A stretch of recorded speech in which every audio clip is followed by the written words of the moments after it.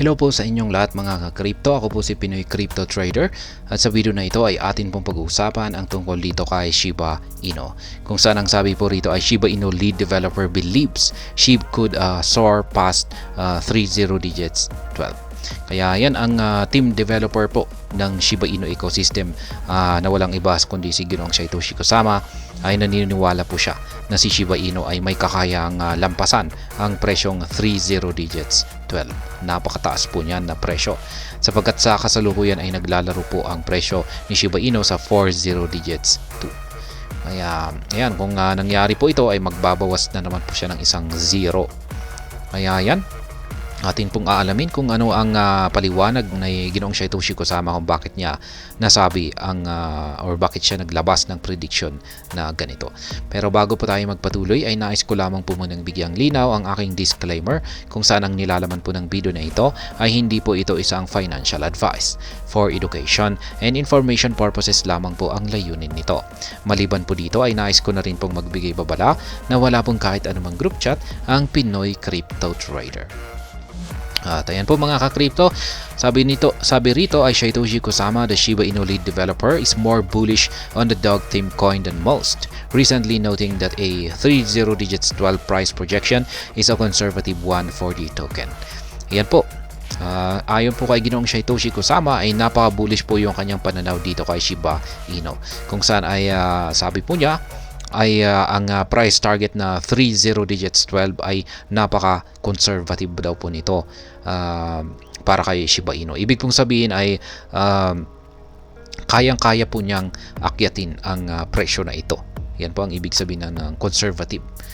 Yan, conservative predictions. Yan, mataas ang posibilidad na mangyari po ito. Kaya yan, mangyari sa hinaharap.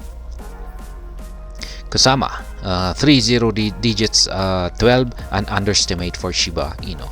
Yan po, ayon po kay Ginoong Satoshi Kusama ay ang presyong 30 digits 12 ay underestimate daw po ito para kay Shiba Inu. Ibig sabihin ay talagang mababa raw. Yan, mababa raw ang price target na ito para kay Shiba Inu. Yan, most recently, Satoshi Kusama addressed this evaluation indicating his overwhelming confidence and Shiba Inu. Kaya yan, ganyan po katindi. Napakatindi po ng ang confidence or pagtitiwala ni Ginoong Satoshi Kusama dito kay Shiba Inu. While others expressed doubt about SHIB clenching the 30 digits 1206 point, Kusama stressed that this price target was even too low for the asset. Kaya yan.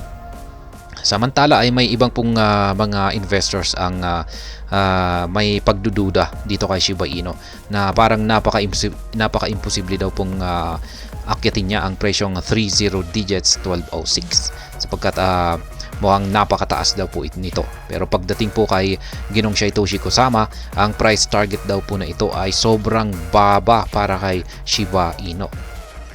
Ayan po yung actual na tweet ni Ginoong Satoshi Kusama. Underestimate, sabi po niya rito.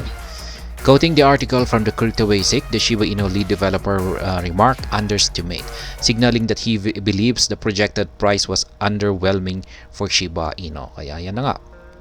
Yan po ulit ang paniniwala ni Ginoong Satoshi Kusama na talagang mababa po yung price target para kay Shiba Inu ang ito, ang 30 digits 12 na yan.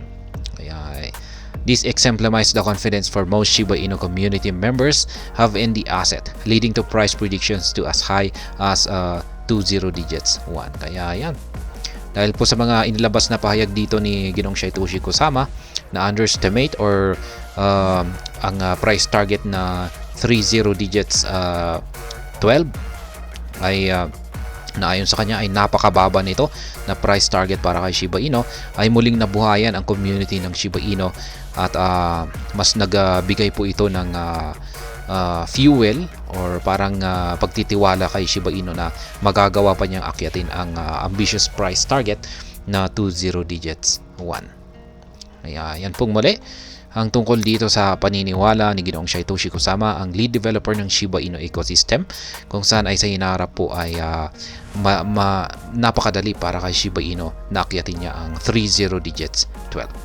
At ayun, hanggang dito na lamang po tayo sa video na ito. Sana po ay inyong nagustuhan ang aking paliwanag dito. Kung inyo po itong nagustuhan, pakiclick lamang po ang like button nito. Para naman po sa mga bago lamang dito, kayo po ay aking inaanyayahan para mag-subscribe. Pakiclick na rin po ang bell icon nito dahil ito po ang siya magsisilbing notification nito sa mga bago kong videos na aking pong ina-upload sa aking YouTube channel na ito. Marami pong salamat sa panonood, ingat po tayo lagi at God bless po sa ating lahat.